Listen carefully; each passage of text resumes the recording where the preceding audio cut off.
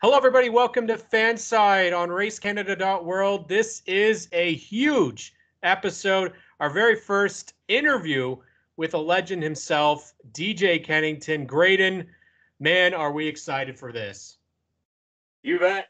This is a big episode, first interview, and we got one of the best in the biz and somebody with one of the best sponsor-driver relationships there is. Welcome to the show, DJ.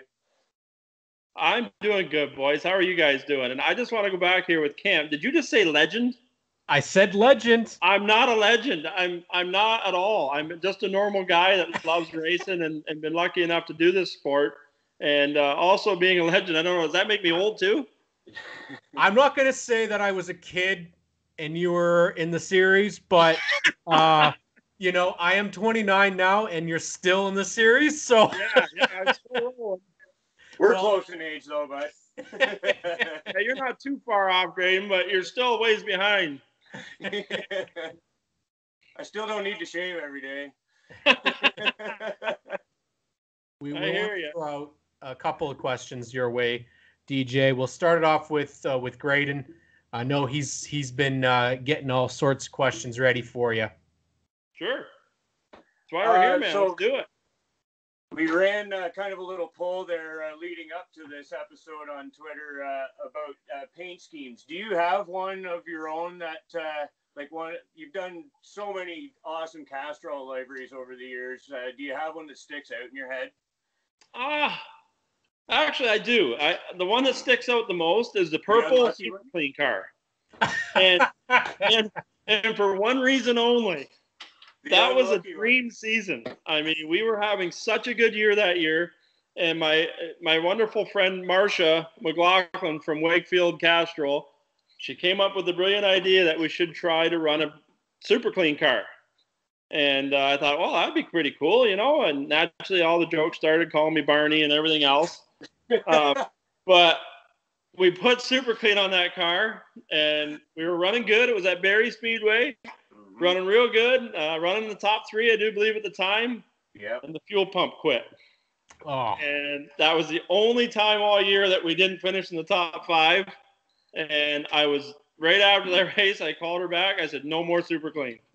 That's the end of that purple program. I'm very superstitious. So I have to say that's probably my most memorable one. But, I mean, all the ones, it's kind of funny. When I started out this deal years and years ago, it was the green and white and red, you know, pretty plain Jane Castrol colors, right? And when we finally switched to the gold and black car, was the first year we won the championship.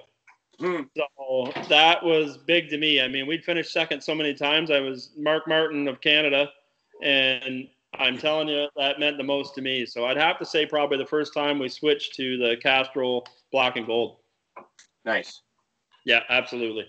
Yeah, they just for to sum up the poll, your current paint scheme actually won it for all those people out there. It wasn't a huge poll, mind you, but a lot of people said that the quarter panel number looked pretty cool. There's those naysayers that have that debate that lives on and on.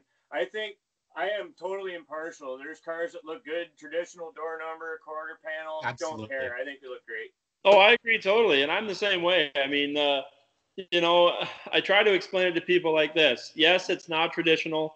Yes, it's not the original stock car. I understand that because I was there. I mean, I was the same way.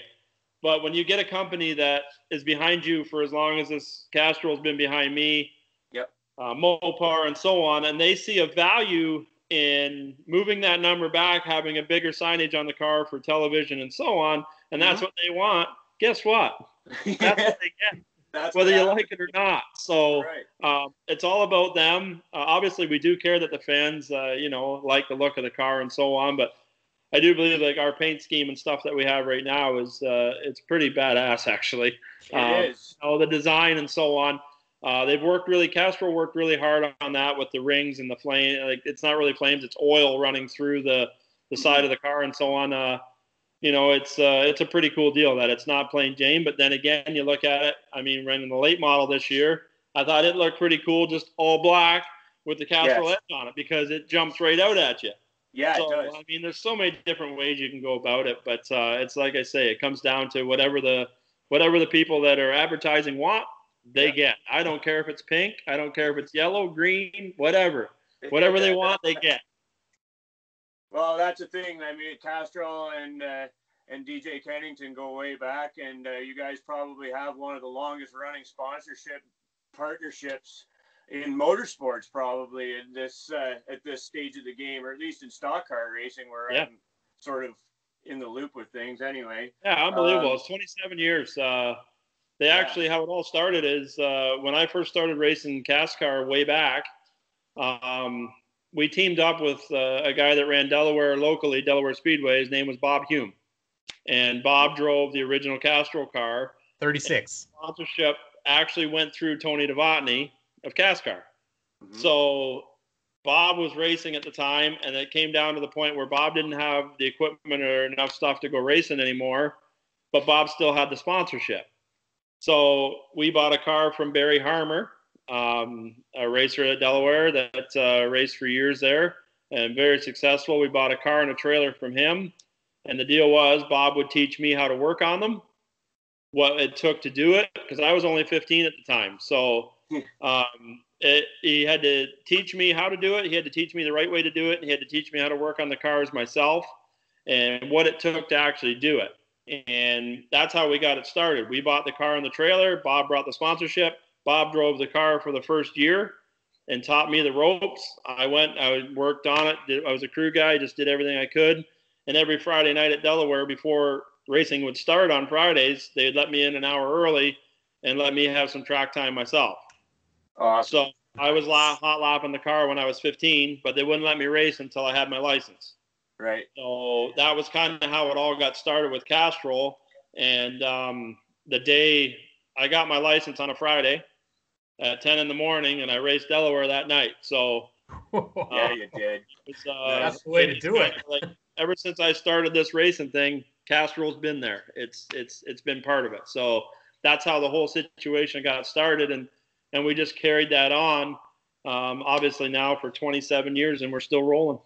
Wow. That's amazing. And it's amazing how you just answered like a bunch of my questions, just saying, tell us that. I told you, I can talk. I love talking racing. Yeah. Hey, you want to talk, you want to talk figure skating, I'm not your man. If you want to talk racing, I can handle it. You guys probably have some hockey stuff you can talk about. I'm not quite as into Yeah, I know how to talk hockey too. I'm pretty pumped up about this year if we ever get them playing, that's for sure. Yeah, that's right. I got to go just to back. You've been sponsored by Castrol, like you said, for 27 years. They're not new to motorsports. They are huge into it. So have you been able to interact with other Castrol drivers in the past, like John Force or maybe even Ryan Newman this year, who's been sponsored by Castrol, which to me and Graydon was a huge surprise to see another Castrol car. Absolutely. Obviously, that's Castrol USA that's done that part of it, right? Castrol in Canada is actually not Castrol. It's Wakefield. Mm-hmm. Wakefield is the sole distributor of Castrol products in Canada. So to see that is amazing. Like, the Newman deal was awesome. I thought that was great. I mean, I thought I'd look great in that car myself, but Ryan obviously is fairly successful and probably the right man for the job. But no, I have. With John Force, I've met him a bunch of times. Wow, what a character. I mean, but the nice part about John is he's like us. He's just real. He's just a normal guy that's down to earth. As normal as John gets, anyways. He is wide open. He's crazy. He's a lot of fun. Was a great ambassador for Castrol for years. Mm-hmm. Everybody was, he was synonymous with him, right? So, getting to meet some of the drivers has been really cool. Obviously, this year I haven't been able to be down south at all. Not that the offers haven't been there and so on. I just personally feel like it's not worth it right now with the situation that we're all in and with my family, with young kids and so on.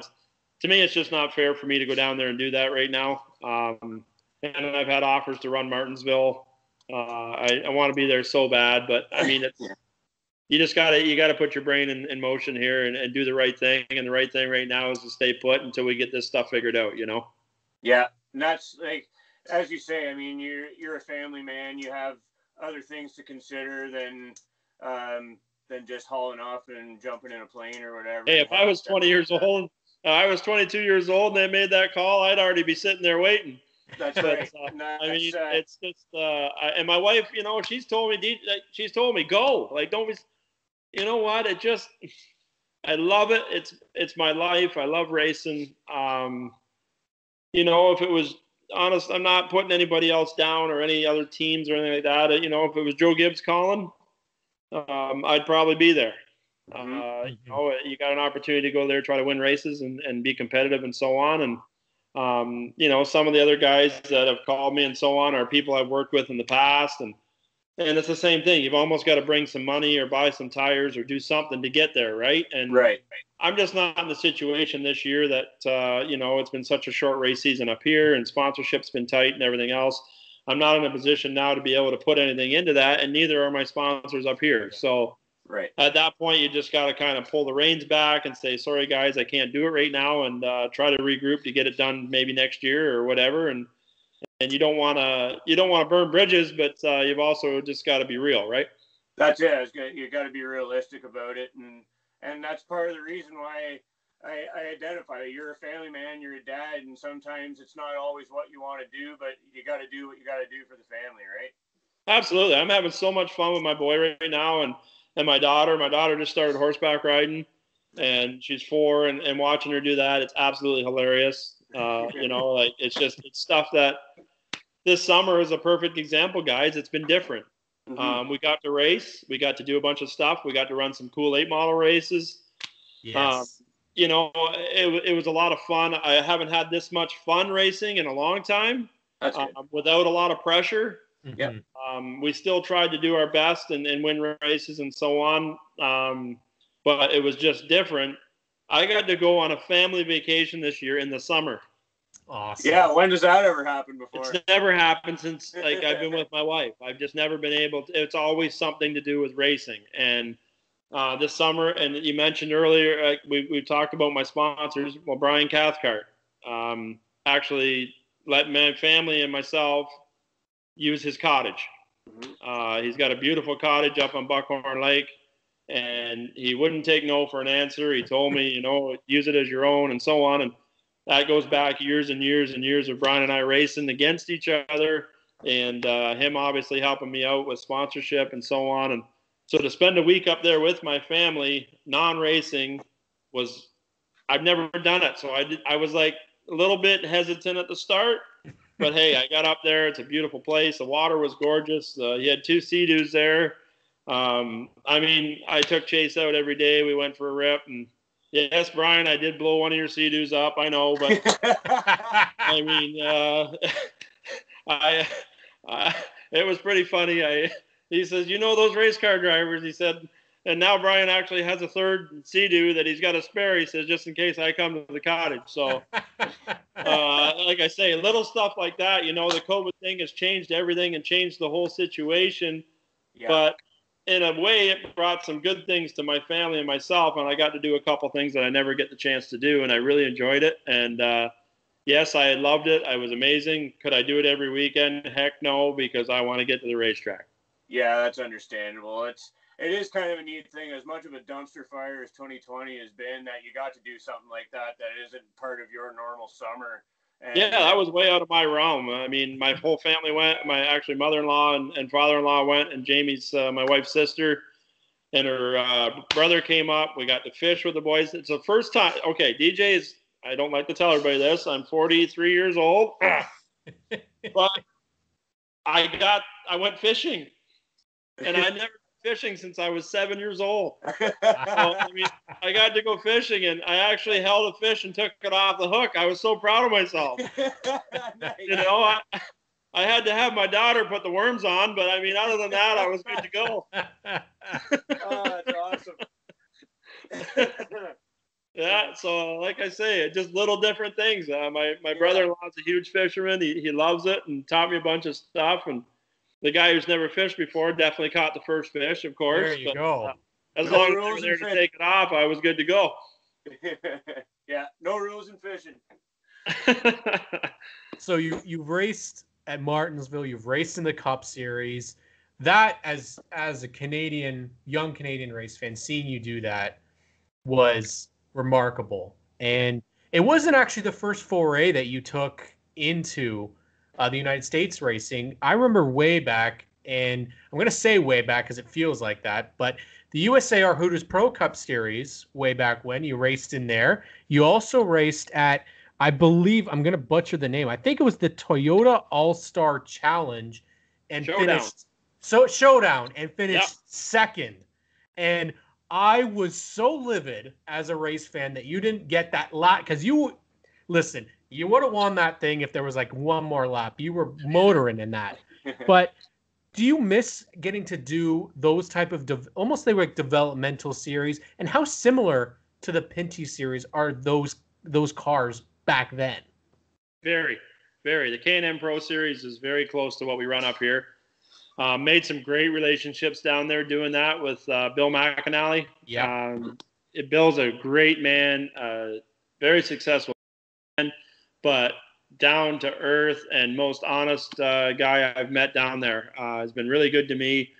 I've had a sponsor down there that basically started with me in 2006 with Northern Provincial Pipelines. Mm-hmm. Dwight Kennedy out of Edson, Alberta. Dwight, he made almost everything in the U.S. happen for me. The guy was a very successful pipeliner, came originally from Oshawa, came from nothing, started his own company, and obviously done very well. I can't thank him enough. He is like a second dad to me. Obviously, everybody knows my relationship with my father is very tight. And tell you a quick story. He actually on Monday, I just had a knee replaced. Oh, so yeah? At 80 years old, because he said he's still got a lot of miles left. So, so he's home now already. He came home yesterday afternoon, and less than 24 hours after he had surgery, he walked himself into the house. So, unbelievable. But anyways, those are the guys that I've modeled myself after. Dwight's kind of made my whole Xfinity, Busch Series, Nationwide Series all kind of happen. He basically owned the team. Randy McDonald owned the team, but Dwight funded it. Mm-hmm. So many people, nobody understands. And even down there when I was at Randy McDonald's running the Xfinity and Busch Series, I worked on my own cars. I lived in a hotel room. We finally rented an apartment, and Kenny Forth and Bob Hewitt and a couple of my buddies from up here, we lived on air mattresses in an apartment in Thomasville, North Carolina, to make it happen. Like I drove the hauler sometimes to the Xfinity or to the Busch races because the driver, we were late getting ready and he needed help to get there. Just did whatever it took. I painted my own cars. Randy had a paint booth. We did our own work. Just all that stuff that went into it is what made it all happen.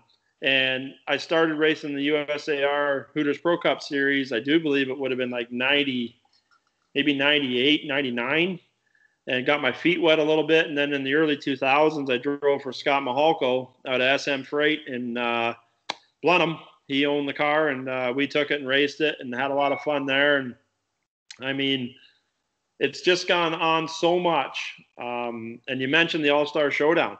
I had raced already a couple times at Phoenix. I've raced at Phoenix a lot because of Dwight. Dwight Kennedy from Northern Provincial Pipelines has a suite there, takes his customers, his buddies there, and that's why we always ran the 81 there and the K&N deal with Bill McAnally and so on. And we had 2 top 5 runs there with Bill and in Phoenix, and we went to that All-Star Showdown, and I'll tell you, I mean, that was nerve-wracking for me. We had won the championship here and got the opportunity to go, and I'll tell you straight up, it was $25,000 to rent the car for the weekend. So I had to rent that out of my own pocket. We took all the winnings from our championship and everything and put it on the line to go run that All-Star Showdown. And if you won the showdown, it was $50,000 to win. So we went down there, and Bill McAnally had 4 cars there. All 3 of his other cars had been there testing all week. And we showed up there with our car that he brought for me. We had a toolbox, jack stands, and a car.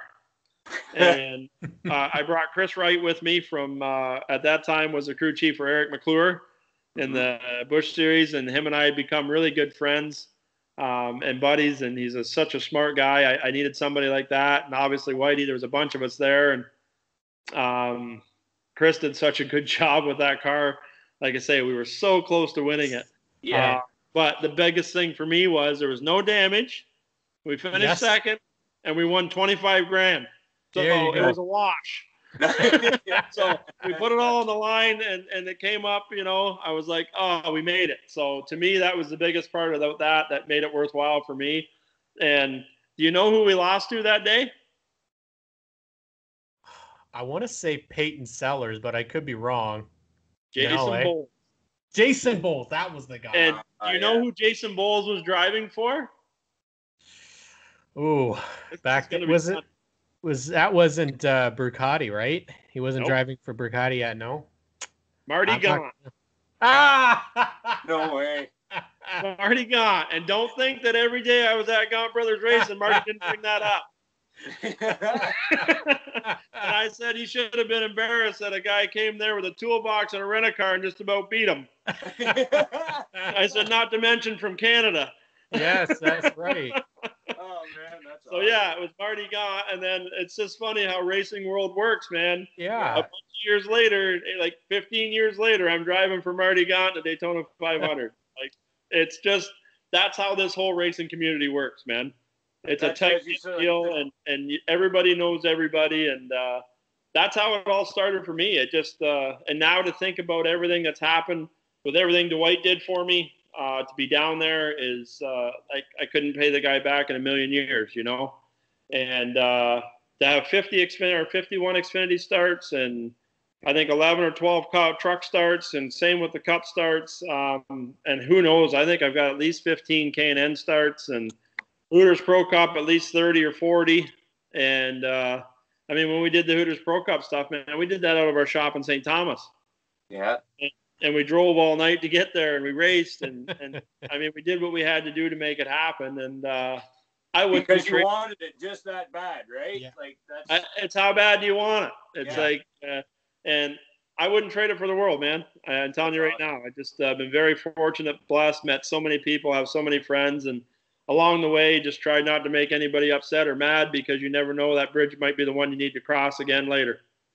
Well said. I mean, you're absolutely right. Like, for the amount of starts like you've done in so many series, the amount of circles that you've intertwined with in your driving career, and you don't, like you said, those, how many bridges you've built, never like, yeah, it's awesome. Absolutely. That you've been able to do every that. Cup track there is, except for Watkins Glen and Pocono. I think it's Watkins Glen, Pocono, and I didn't run in California at the road course. Huh. Oh, it's Sonoma. Wow, really? It's Sonoma, yeah. So every other one we ran at, including Mexico, when they ran the that's right. cars in Mexico. I ran that race in Mexico, and like I say, to be able to say that, to be able to have that opportunity, we weren't in the best equipment. We did the best we could with what we had, but everybody that worked on that stuff and everybody that supported it did their best, and that's all you can ask. That's right. We're fans of like the little team, like the DGMs of the world, and that sort of thing. Absolutely. I talk to Mario every week. It's awesome to see. He's like me. Yeah. Yes. He's on. He works his butt off, man. That guy, I messaged him the other day. I texted him on his birthday. I said, "Happy birthday, kid." And we know he ain't a kid, but I'm telling you, he works his butt off. I love Alex LeBay. Josh Williams is the same way. He's a hands-on guy. Yeah. They do so much with so little that you don't get enough credit for what they do. Absolutely. That's right. Absolutely. They are awesome we talk people. About that all the time. They just work hard, man. And it's back to that same thing, Graydon. How bad do you want it? Mm-hmm. And that's like, in terms of like the DGMs, but even it's relatable to the Pinty series, because even like your super teams aren't huge companies in the Pinty series. They're like just a small group of like-minded people that just want to go fast and win. And I think that's why I like those teams in the Xfinity series, and the fact that the Xfinity series, there's a little more parity. They can run with the big dogs pretty well. Like, DGM has whatever they found in the off season and building their own cars or whatever that they're running up there. Like they're kind of doing the colleague thing where they're reaching the next level, and I love seeing that. Yep. Oh, me too. I mean, too. And Chris Rice from Collie, you mentioned it, like another friend of mine. I mean, guys that I've met over the years. I mean, he was crew chief for Kenny Wallace at the time in the Border Patrol car. I mean, I've just been so lucky to meet these guys, and I still, I get tweets from them or texts from them. That's what means the most to me. It just having those relationships, walking in the garage down there and having people come up, know who you are, and, say hi to you and so on. That's what it's all about for me anymore. And keeping these sponsors happy. And I just feel like the whole sport has been throwing a curveball this year. Yeah. And I think the Pinty series has done a great job at keeping us going, making it as difficult as it was to make it happen. They made it happen. Tony Spiteri from Pinty's to back it, even though the times are the way they are, was outstanding. My sponsors with Castrol stepping up and staying with me for this season was unbelievable. Obviously, Mopar had to pull out because of financial reasons. I mean, and you can't. We had contracts, everything else, but when they've got 5,000 people out of work, you can't be sponsoring a race car to go race. I totally understand. We have a great relationship still, and hopefully they'll be back next year if things turn around a little bit. And we can get back on track. But just been very fortunate for the partners and the people we have and the fans and the people like you that make it all happen, man. I mean, that's why we do it. We love it. I have one more burning question. It's actually a fan question from Mr. Joel Robinson. Who first called you the Castrol Kid? You know what? I've been thinking about that. And I honestly, I think I am fairly certain it was Ron St. Clair. I really think it was. It was either him or Craig Hill. Joel thought maybe it was Rousey, but I think Billy was still racing when I was racing. Yeah. So, Billy walked me around Delaware Speedway. I never forgot it. I always looked up to Billy Rouse. I mean, Billy's done a lot in racing, man, and was very successful, right? And for him I remember he walked me around Delaware one day, and he put his arm around my shoulder, and he said, "Let's go for a walk, kid." And I said, "All right." And he walked me around the track, and he showed me the entrance into 3 at Delaware and the bump off of 4. And I had been racing there already for quite a while, and I thought, well, whatever, pal. I know what I'm doing, And I went out there in qualifying, and I'd never qualified better than 17th. And I remembered what he said when I went out. I said, "I'm going to try it." I qualified 3rd, no qualified Billy. So he came walking down after, and he said, "That's it. You're done." He said, "I'm not giving you any more tips." So he really did help me out. And like I say, I was pretty sure it wasn't him because he was still racing with me at the time. So, I mean, I was the TKO kid with the Clean Flow sponsorship on my sportsman car and the Castrol Kid, and now I'm the Castrol Old Man. But we'll take it either way as long as it's got Castrol in front of it. Yeah. There you go.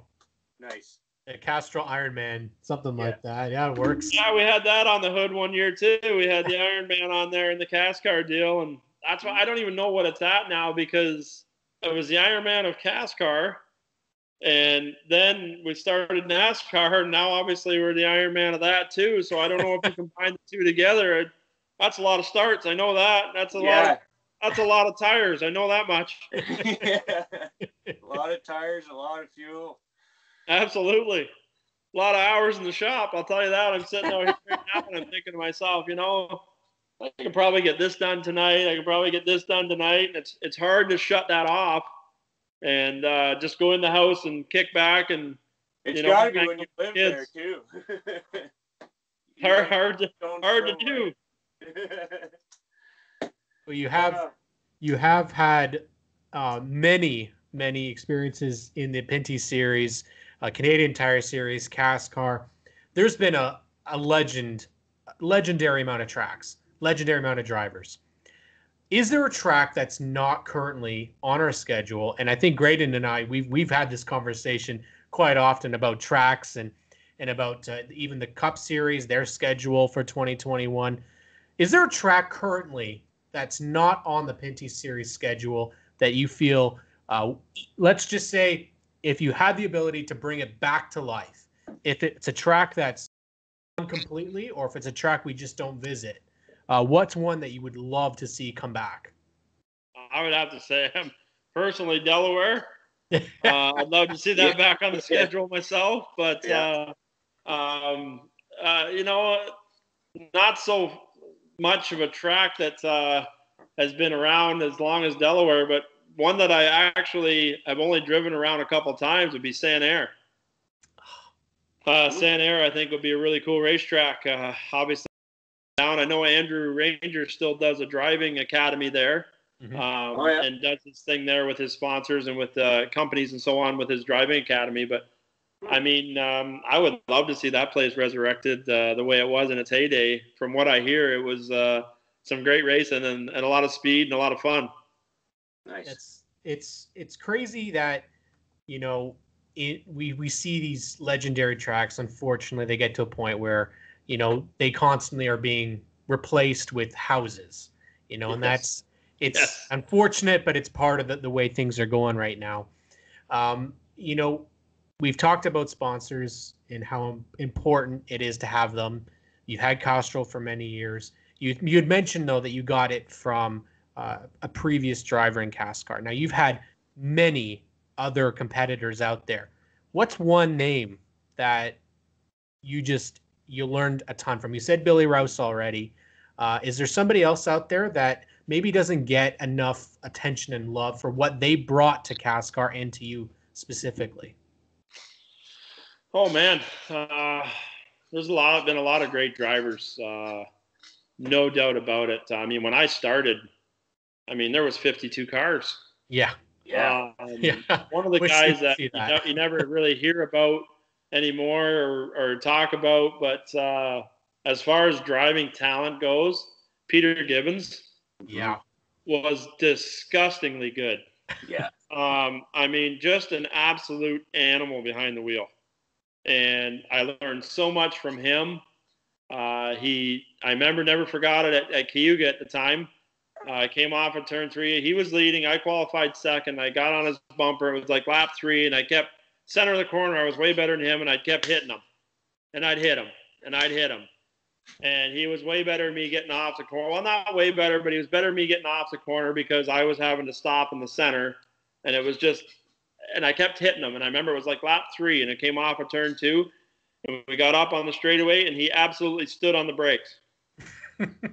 Stood on the brakes. And locked him up, and I hammered him. And it folded my hood all up, and the fenders were all folded up and so on. And after the race, I went right over to him, and I said, Gib, like, what happened? Like, what? He says, well, you were running into me on lap 3. You were getting a little impatient. He says, next time you'll think about that, won't you? And he's totally right. I never forgot about it. I might have been so mad and pissed off at him, but I never forgot about it. That's true. People like that were such hard-nosed racers that made our sport what it is. Steve Robley. Yes. Unbelievable talent. Yes. The guy was phenomenal. And to be able to race with him, and the first time I won a championship at Delaware Speedway, had to beat him on the last day to win it. So many guys. I raced against Jack Monahan. Yes. George Wall. Paul Mathers. Yeah, there was some big hitters that used to run. Dave Whitlock. Yes. Yeah. Dave Whitlock, Bill Rose, Earl Ross. Yeah. All these guys used to come and run Friday nights at Delaware. Man, what a lineup. There'd be 40 cars at Delaware on a Friday night, and you'd have to run a last chance race to get to the feature. Yeah, how crazy was that? Last chance. I remember that now. When I was 16 doing that, I didn't even think about it, right? You aren't even thinking about that. You're just thinking about, wow, these guys are good and you want to race with them. But now I look back on that, and those guys taught me so much. They prepared me for what I've done now, and you can never thank the guys enough. They've made our sport what it is long before I came along. So that's the biggest thing for me. You just got to always remember where you came from, who's helped you along the way. I could not even remotely list all the people that have helped me in some way, shape, or form, whether it was with time in the shop, whether it was with money, whether it was with just support, little things like, hero cards, just so many things. When we got started, we couldn't afford, we had to borrow a pickup and trailer to get to the shop or get to the track when we started. So my dad, the guy worked from 5 in the morning or 4:30 in the morning till 9 o'clock at night every day of his life. Yeah. I mean, 7 days a week. And when I started racing in the Hooters Pro Cup stuff and so on in the U.S., we had a towing contract that we did with Sterling Trucks in St. Thomas. And we had to man this assembly line 24/7. And we had a tow truck, and it was just Dad and I. And we had to man that thing 24/7, 365 days a year. So when I'd leave on a weekend to go racing, Dad was it for the 24-hour shifts. So we actually had a bed at the race shop in the motor room. We just sleep on the bed in between calls to Sterling. So you go grab an hour of sleep and then back to Sterling, and come back, grab an hour of sleep, back to Sterling. And there was a shower there. And I mean, we did what we had to do to make it happen.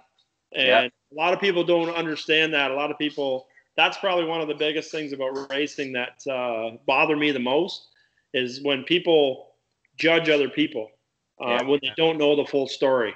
They judge all these, even in Cup and so on, they judge people. And it's not fair because you don't know what they've done to get there. Yeah, maybe they had money, maybe they didn't. Maybe they were like me and had a lot of important people and great people that helped them get there. It's such a humbling experience knowing that I couldn't have done any of it without all of those people. And you never forget that, and that's why everybody loves you, man. I mean, like all those people, like the George Walls, the Jack Monahans, these guys that, I mean, even when I first started racing go-karts beside the pig barn right out here 3 miles from my house in Glanworth, I still am friends with some of the guys and the farmers that I used to race with when I was 5 and 6 years old, and beating these 20 and 25-year-old men at the time. And they still, one of them that I used to race against out there just had an engine built here for his old Duster that my dad built the motor for him. And they still call me and text me and so on. And these are men that I raced against when I was a kid, just at an old dirt track just down the road. I mean, that's racing. And I think that's what made me love the sport the way it is just the amount of people that it takes to do it. And I mean, I've loved every minute of it, guys. That's so awesome. Just, I could listen to that stuff all day long. Like, you could argue, like, the amount of, like you said, on a Friday night at Delaware Speedway, the amount of talent that you were, like, neck deep in, like, that you could argue, like, that's what makes, like, drivers of, like, your or, like, we're the same age pretty much, but, like, you had 50 other guys around you to lean on and get notes from, or just get advice, or watch them do something or whatever. And maybe that's not so much the case today, just because car counts aren't the same and the economy's not the same, this, that, and the other. Right. But it's different. Be, like, just the amount of people that you, like, the list you just rhymed off on a Friday night, like, that's insane. Crazy. What a lineup. Oh, it's nuts, guys. I'm telling you, I don't know, you guys probably watch the ARCA races and so on TV. The other night, I was watching the ARCA race, and Mark McFarland's the crew chief for Ty Gibbs. I raced with Mark. Shane he was Huffman. great. Shane Huffman. Huff Daddy was the man. He was that 81, man. Wow. I mean, he was the man. Like, I couldn't beat those guys. No, they were. I was from Canada. And those are the guys that I went every week and said, man, I wish I was as fast as them. There's so many of it. You see on there, Marty Lindley. Yes, Marty Lindley. And Marty, I've raced against all these guys, and that's the cool thing to me. I was like, oh yeah, my wife sits there, right? And she's she's 8 years younger than I am. Thank you. But she says, how do you know these people? I'm like, man, I used to race Hooters Pro Cup with me in 2003. Oh man, awesome. It's a cool deal, right? It's that I've met my wife through racing. It's JR Fitzpatrick's cousin is my wife, and JR and I have obviously been friends forever. And and married his cousin. And I met her at the racetrack. The first night I ever met her, she was climbing the fence, calling me everybody, a lot of bad names. It was at Barrie Speedway when I got into it with Thompson, and they parked me, and her uncle's John Fitzpatrick. Well, I got into it with the wrong car, and she did not like me at all, but I finally won that war. Wore her down. I wore her down and married her. So if you've been, you've had so many different names that have been able to help you along the way. We know in Ontario, in Quebec, in Canada in general, there's a lot of young, great talent. You've run the APC Late Model Series. I mean, Graydon and I have talked about that series is phenomenal. The excitement, the interest, just the great racing. Same with the Pinty series in terms of some young upcoming talent. Who are some names that you think we as Canadian race fans should keep an eye out on, because they could definitely make their way? We've talked about Caden Lapsevich in the past, making a name for himself out down there. Brandon Watson, but who's some other names that you'd be keeping your eye on? Man, there's so many. That ABC series is a real deal. I mean, it's tough. It's I mean, they're a different car than what I'm used to, so it's tough for us to go and make that transition, right? I'm not gonna lie. It's a different ball game, and those guys that eat, breathe, sleep that stuff like we do the Pinty stuff, right? So it's a deep talent pool. ABC's done such a great job. ABC's helped me a lot. There's another one. Yep.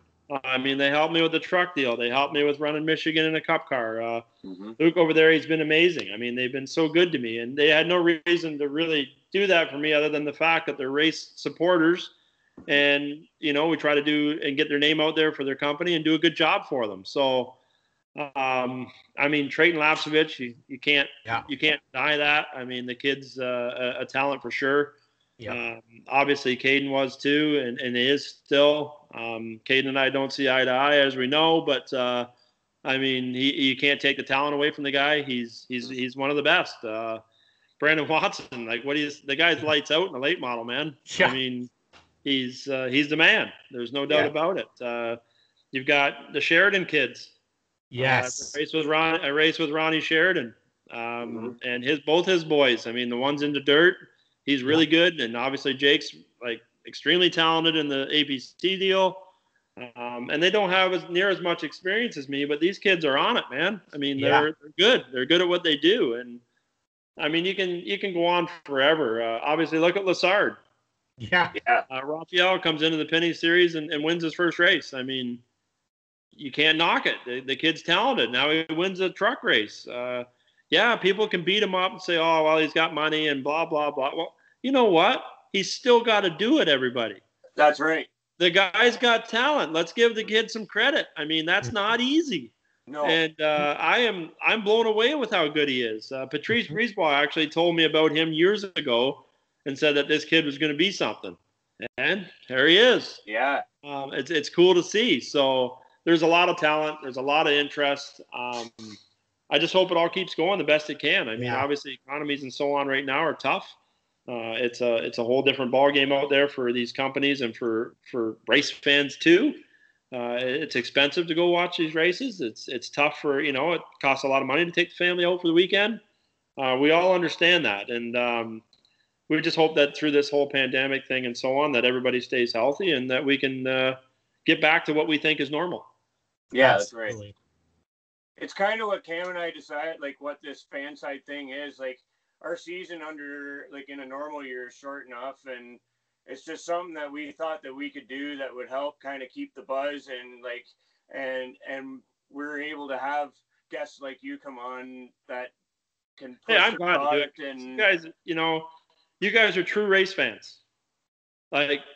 You're true race fans, and there's nothing you can't take that away from you guys. And I was a true race fan too, and still am.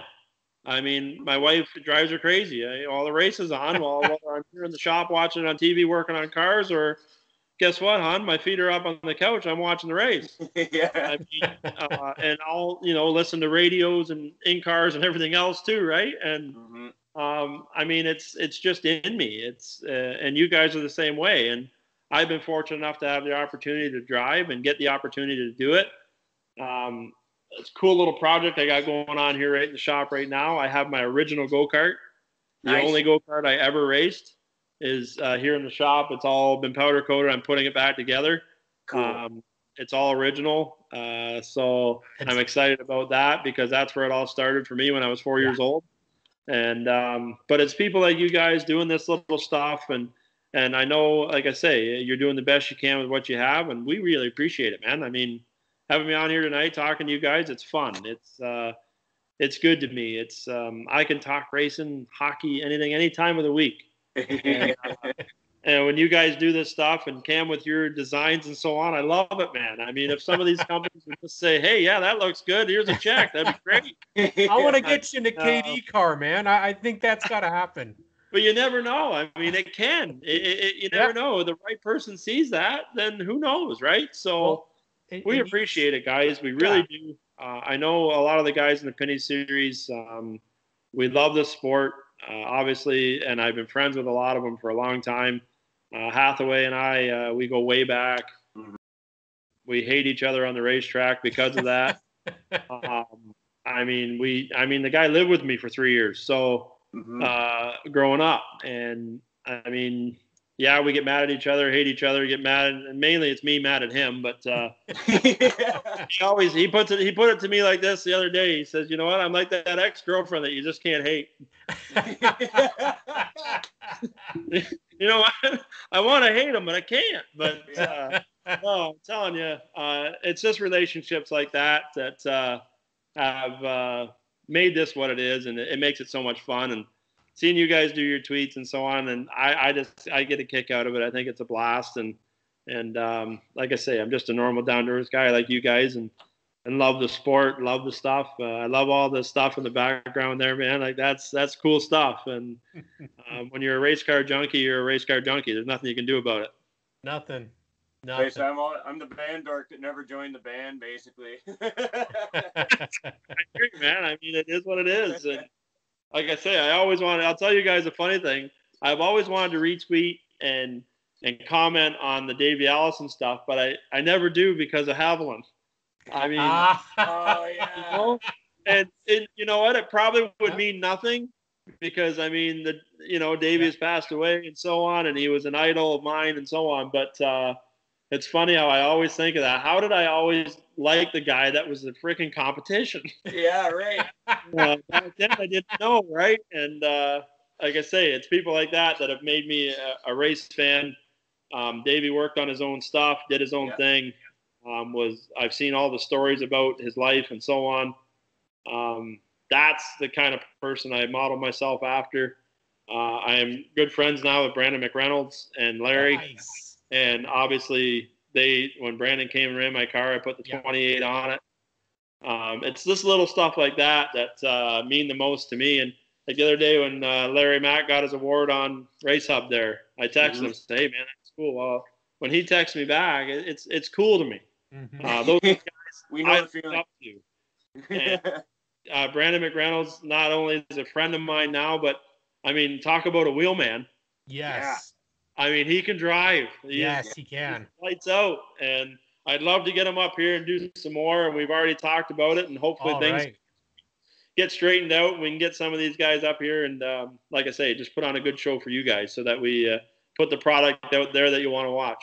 Yeah, that's been really cool. I think Graydon, you and I this was one of our things is that 28 car has kind of been a whirlwind and how exciting it was this year for both of us. I think Graydon, we talked about this at length about it was kind of a cast car kind of revitalization this year because you had JR after all those years coming back, and we both were extremely excited to see Kenny fourth driving the 28. How awesome is that to see for us? Well, you know how that came about because Kenny and I have been friends and raced together for years, and I became really good friends with him and his wife at the racetrack at Delaware on Friday nights. And I've always looked up to Kenny as a friend, and he works hard with his broccoli farm. Mm-hmm. And he doesn't get a chance to race much anymore with the two boys. And I'll tell you, he wasn't going to have kids. He was only going to have dogs and and so on our whole time growing up. But after I had kids and got married, well, so did Kenny. So I always tell him he just wanted to copy me. But, I mean, what a great guy. I stood up with him at his wedding. Just a great guy. So when it came down to running Flamborough, and the guy's got a lot of laps there, and I needed somebody to put in the 28 car. Jason White couldn't make it. He had a commitment at home with his daughter. So I called Kenny. I said, hey, Kenny, what do you think? Well, he about dropped the phone. He's like, you serious? I was like, yeah. And I'll tell you what, guys, he did a hell of a job. He did. Yeah, he did. For being out of the car that long. We went there and tested, and he only got about 5 laps in my car because I was busy testing my own. But he did a great job. I was really proud of him. And like I say, a guy that has helped me when I was down south, came down and lived with me on air mattresses in North Carolina to make it happen. Well, guess what? I gave him a bone. I mean, let's have him back. And he did a great job for me. And it's because he helped me a long time ago. Yeah, we're still friends now, and I gave a little back to him. I mean, that's what it's all about. Could we see him back? I hope so. We're working on it. All righty. Money talks. I told him, I said, this one here, I can help you out as best I can. And I said, but these things don't run on friendship. That's true. I can't dump friendship on the front, on the rims and make it go fast. So we'll have to get some designs out there. But he's definitely working on it. Like I say, he's a family man now too. Got 2 boys, and I hope we can have him back. Hopefully, JR's deal, he gets something together to run full time. I mean, him and I have been friends for a long time. He's got a lot of experience too with the truck deal and so on. And I tested the late model at Jacasa, and he jumped right in it and tried mine. I tried his. And it's funny, we go out there and we run within a half a tenth of each other all the time, and even in the other cars, and we always laugh That's about awesome. that. But I mean, I was a little upset with him. Yeah, he tested my Pinty's car, and then he went and drove Scott's. I was like, thanks, JR. But, at least the majority of the time we beat him, so that's all that matters. Oh man. Yeah, this has been a real cool experience for me.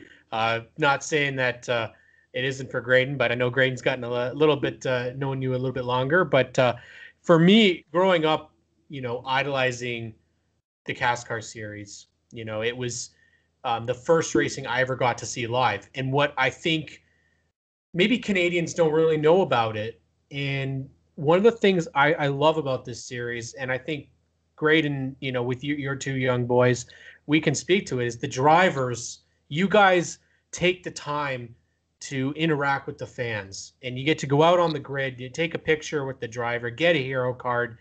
It's something that maybe you don't see in a lot of big time racing. Yeah, it's tough. You get to these places like Daytona and so on, and you get 200,000 people there. Well, obviously the autograph lines would be a little long. There's not much you can do about that, but we try our best to fit everybody in. NASCAR does a great job with that.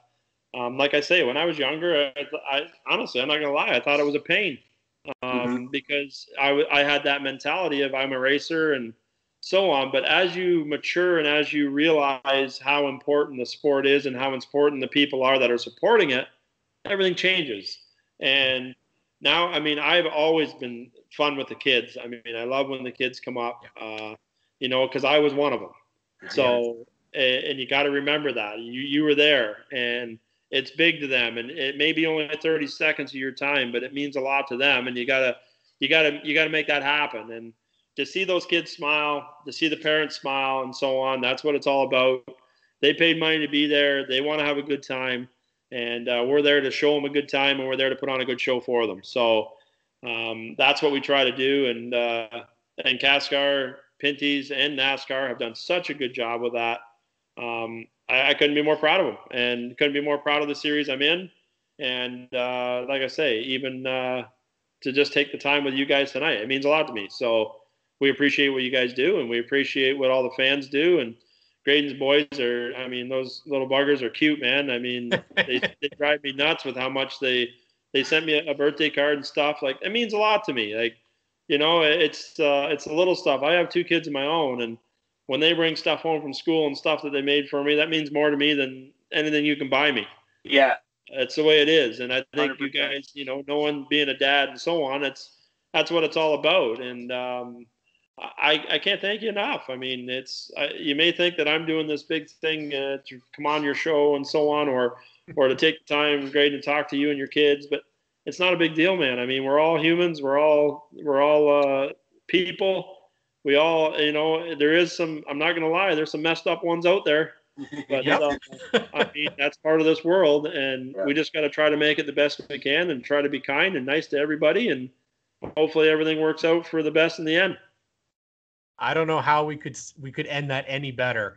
Back when I met you, DJ, I was 10 years old, and it was weird. I'm just going to throw this out there.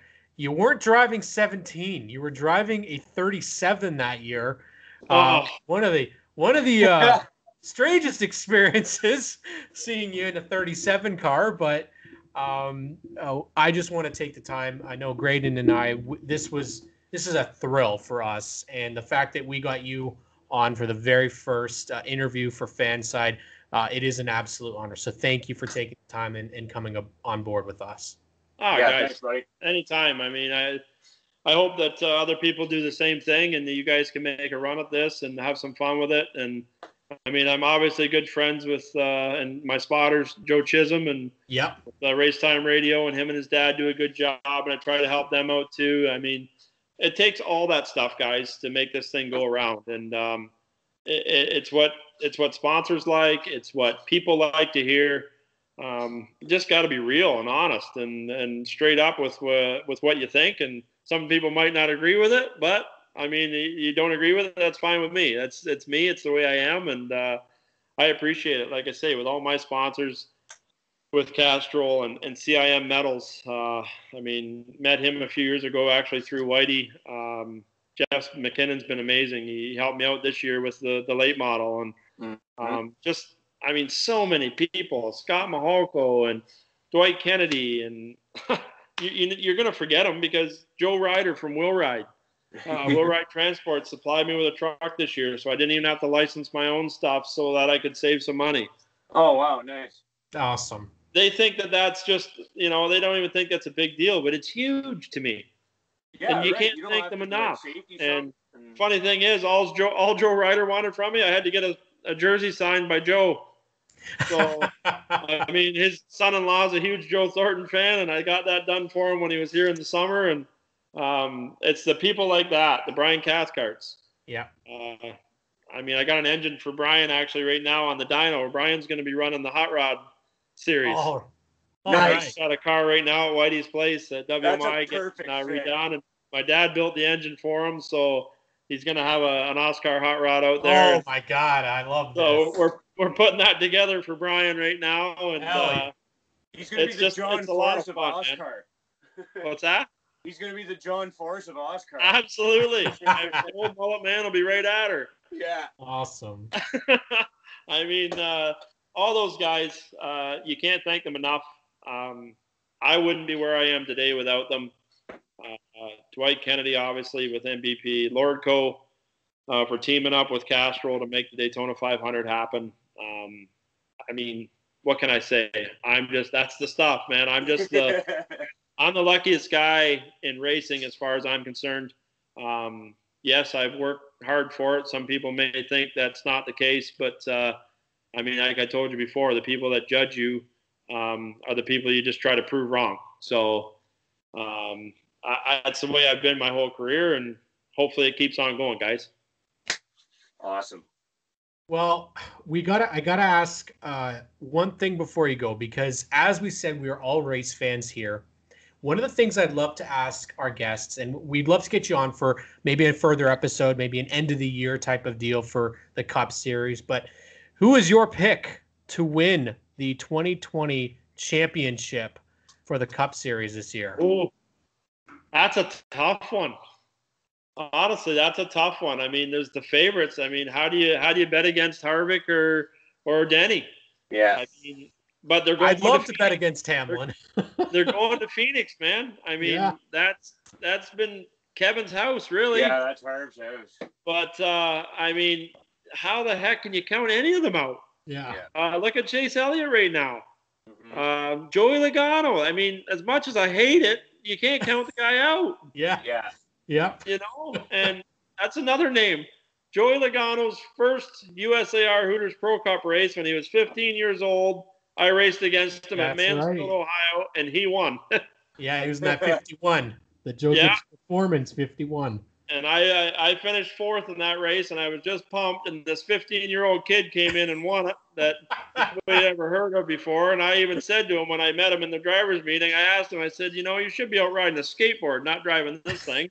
And I mean, he was just a little guy, and he went out there and waxed us all. I'm going to tell you, he had some pretty nice equipment. Yes. But, I tell you what, look at the guy now. Yeah. So I don't know. If I had to put money on it or bet on it, I'm going to say Hamlin. Okay.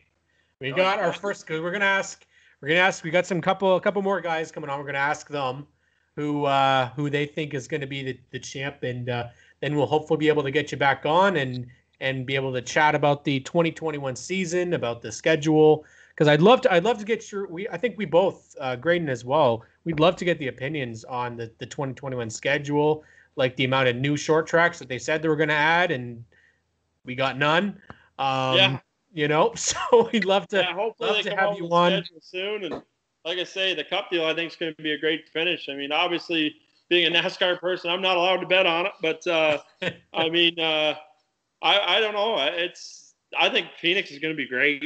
Honestly, I think it's going to be a really good show, and I think you're going to see the same old thing. You're going to see the four guys that are going to be probably in the top five. So it's the Sweet 16 tournament style, like the NCAA absolutely thing. Like the Final Four, somebody could get hot, the wheels could fall off somebody else. You never know who's going to take it now. That's exactly it. I know racing guys. I mean, look at last week. I mean, there's Kurt Busch. All of a sudden, he lost a motor. When did that happen? That never happens. Yeah. Flat tire. Like anything can. So it's going to be fun and exciting. I'll tell you that. Well, we're going to wrap it up here, and I want to say. We want to say welcome to the Toronto Maple Leafs to DJ's buddy Joe Thornton. I'm thinking that, and I don't know about you, Graydon, but I think Jumbo Joe Motorsports sounds really cool. We can get a Maple Leaf, 19 out on the racetrack. It's available. So hey, at this point, I'll switch numbers, whatever. 28 was my number anyway, so let's throw 19 in there. I've been a lot of different numbers. Man, throw 2021 right on its head. I've told everybody that when you're a racer, you don't care what number it is because you can't see it. Yeah. Fair enough. Well, on that note, DJ, we want to thank you for tuning in and being our first interview. Hopefully not the last interview on Fanside, and have yourself a great off season, and we will chat with you in due time for sure. This was an absolute blast. Absolutely, guys. Thanks for having me on. Keep up the good work. Keep being race fans, and keep doing what you do because we love it, guys. Thanks, DJ. Thank you. Take care, bye.